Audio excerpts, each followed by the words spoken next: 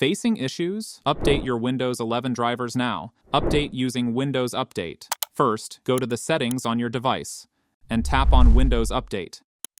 Next, click on Check for Updates to scan for new updates. After scanning, if you have any updates, it automatically updates it. Now click on Advanced Options, and then select Optional Updates. Next, select the driver updates you want to install, and click Download and Install. Update using Device Manager. Use this method to update a specific driver or if a new driver isn't showing up in Windows Update. Right-click the Start button and select Device Manager option.